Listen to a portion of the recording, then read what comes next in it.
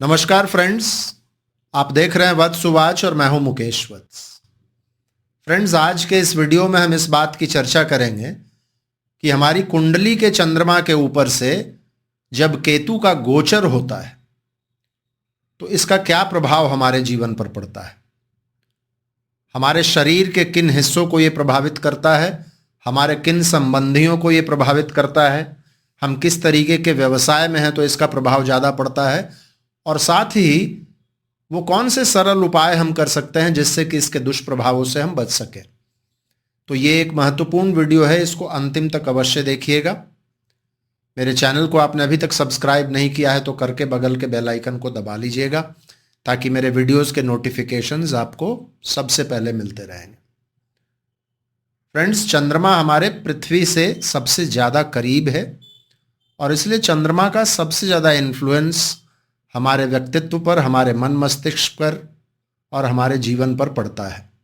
चंद्रमा इतना इम्पॉर्टेंट है कि ये हमारा मन है, हम किस तरीके से सोचते हैं, हम क्या खाते हैं वो चंद्रमा है, हमारे शरीर के अंदर का जो लिक्विड है वो चंद्रमा है, हमारी माँ, हमारा नरिशमेंट, ये सभी चीज चंद्रमा है। चंद्रमा के ऊपर से जब केतु जाएंगे तो ये बात तो तय है कि केतु जब तक वहां रहेंगे तब तक ग्रहण उसी एक्सिस में लगेगा। तो चंद्रमा क्या, कोई भी ग्रह यदि वहां बैठा रहे जिस पर से केतु का ट्रांजिट हो तो उस ग्रह से संबंधित कारकत्वों का प्रभावित होना अवश्यंभावी है। केतु जिस जगह पर बैठ जाएं या जिस ग्रह के ऊपर से जाएं उससे हम लोगों को अलग करते हैं, एक डिटैचमेंट देते हैं। केतु एक फायरी प्लैनेट है और मोक्ष कारक हैं, इसलिए जिस प्लैनेट के ऊपर से गुजरते हैं उस प्लैनेट से संबंधित प्यूरिफिकेशन ये लेकर आते हैं। ये सुनने में बड़ा अच्छा और इंटरेस्टिंग लगता है, लेकिन केतु के द्वारा लाया गया प्यूरिफिकेशन थोड़ा सा कष्टकारक हो सकता है। जिस ग्रह के ऊपर से केतु गुजरता है उस ग्रह से संबंधित कर्मास को ये अपने ट्रांजिट के समय में उभार कर बाहर लाता है, छुपी हुई चीज़ों को बाहर लाता है और कई बार इसके वजह से व्यक्ति को बहुत परेशानी हो जाती है। सबसे पहले तो जब चंद्रमा के ऊपर से केतु गुजरते हैं तो ये हमारे मन मस्तिष्क को प्रभावित करता है। बहुत ज़्यादा कन्फ्यूजन्स, डाउट्स, इल्यूजन्स का शिकार होता है व्यक्ति। एक अनिर्णय की स्थिति बनी हुई रहती है। कई बार तो यदि महादशा अंतर्दशा भी खराब है और कुंडली में इसके इंडिकेशंस हैं तो चंद्रमा के ऊपर से जब केतु जाता है तो व्यक्ति को साइकोलॉजिकल प्रॉब्लम्स भी देता है और कई बार व्यक्ति को साइकियाट्रिस्ट के यहाँ जाना पड़ता है। डिहाइड्रेशन का शिकार हो सकता है व्यक्ति इस समय में, फूड पॉइजनिंग का शिकार हो सकता है व्यक्ति इस समय में, क्योंकि चंद्रमा क्या है, हमारा फूड है। मैंने कई बार देखा है कि चंद्रमा के ऊपर से जब केतु जाते हैं तो व्यक्ति के कैटरैक्ट का ऑपरेशन होता है। एक और बहुत ही इंटरेस्टिंग ऑब्जर्वेशन है मेरा, जब कभी भी चंद्रमा के ऊपर से केतु गुजरता हुआ हो किसी की कुंडली में तो उस व्यक्ति में एक अजीब तरह की आदत डेवलप हो जाती है, वो किसी भी टॉपिक को सडनली चेंज कर देता है। जिस किसी विषय पर भी बात हो रहा है उसको अब्रप्टली एंड करके वो कुछ और बोलने लगेगा और उस समय में बड़ा ही अजीब फील होता है। हमारे माँ को इफेक्ट करता है चंद्रमा, माँ को कुछ अजीब आदतें दे सकता है। माँ या सास, आप दोनों को ले सकते हैं। वो हो सकता है इस समय में बहुत टॉकेटिव हो जाएंगी, उनके बिहेवियर में आपको एक बदलाव नजर आएगा और ये बहुत ही अनएक्सपेक्टेड बदलाव हो सकता है। केतु अनएक्सपेक्टेड चीज देने के लिए जाने जाते हैं।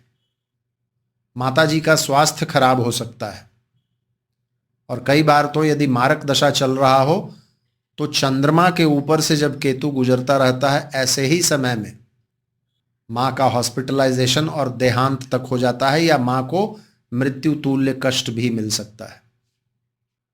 सास का निधन, मदर इन लॉ का निधन, मैंने देखा है कई केसेस में चंद्रमा के ऊपर से केतु गुजर रहे थे और हुआ है। कई बार पिता यानी कि फादर ही अपने बच्चे को अपने सेल्फिश एंड्स के लिए यूज कर लेता है जब चंद्रमा के ऊपर से केतु गुजरता हुआ होता है। तो यह भी एक चीज देखा गया है। कुछ केसेस में चंद्रमा के ऊपर से जब केतु का ट्रांजिट होता है तो फायदा भी देता है। जैसे कोई व्यक्ति यदि इलेक्ट्रॉनिक्स के बिजनेस में है तो यह देखा गया है कि जब चंद्रमा के ऊपर से केतु गुजरते हैं तो ऐसे व्यक्ति को बिजनेस में लाभ होता है।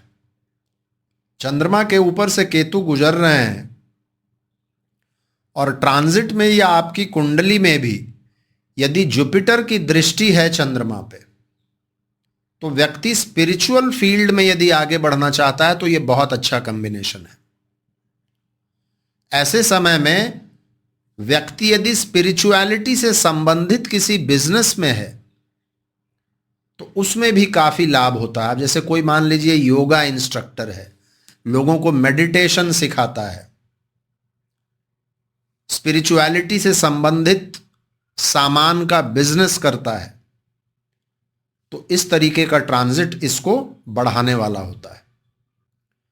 नेगेटिव चीजों में चंद्रमा पर से जब केतु जाता है फ्रेंड्स तो हम ऐसे व्यक्तियों के संपर्क में आते हैं जिसका रवैया बड़ा ही डिक्टेटोरियल होता है। इस समय में हो सकता है कोई आप ऐसा जॉब पकड़ लें वहां आपको बॉस हिटलर टाइप का मिल जाए, या किसी संस्था से आप जुड़ जाएं जहां का जो मेन व्यक्ति है वो काफी डिक्टेटोरियल हो, दूसरे की नहीं सुनता हो या सिर्फ अपनी ही चलाता हो। इस तरीके से भी आप अफेक्टेड हो सकते हैं। कुछ खास तरीके के व्यवसाय में आप यदि हैं तो चंद्रमा के ऊपर से जब केतु गुजरता है तो वो बिजनेस अफेक्टेड होते हैं। अब फॉर एग्जाम्पल आप फूड इंडस्ट्री में हैं या किसी लिक्विड से संबंधित बिजनेस करते हैं, पानी का बिजनेस करते हैं, दूध का बिजनेस करते हैं, घी का बिजनेस करते हैं, यदि आप ट्रैवल एजेंट हैं, लोगों को एक जगह से दूसरे जगह भेजने का काम करते हैं, तो आपका बिजनेस अफेक्टेड होता है और डिटैचमेंट देता है केतु। इस बात का बहुत ध्यान रखना चाहिए कि इस समय में काम पर आपका फोकस रहे।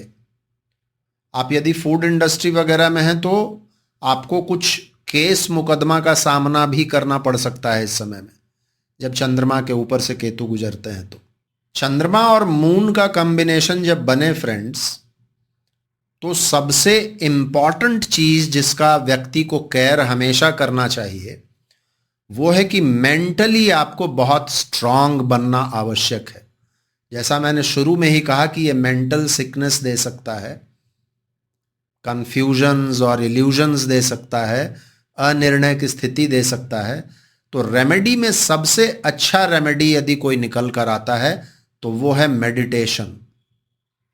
नियमित रूप से मेडिटेशन करना चाहिए यदि ट्रांजिट केतु का संबंध आपकी कुंडली के चंद्रमा पर से हो रहा है। तो कोई भी डिसीजन जब इंपॉर्टेंट लेते हैं तो किसी एक्सपर्ट की सलाह लिए बगैर इस समय में नहीं लेना चाहिए डिसीजन।